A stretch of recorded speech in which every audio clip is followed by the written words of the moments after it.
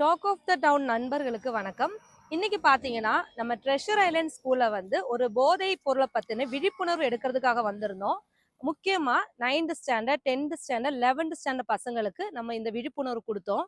நிறைய பசங்க ரொம்ப ஆர்வமாவே கேட்டாங்க.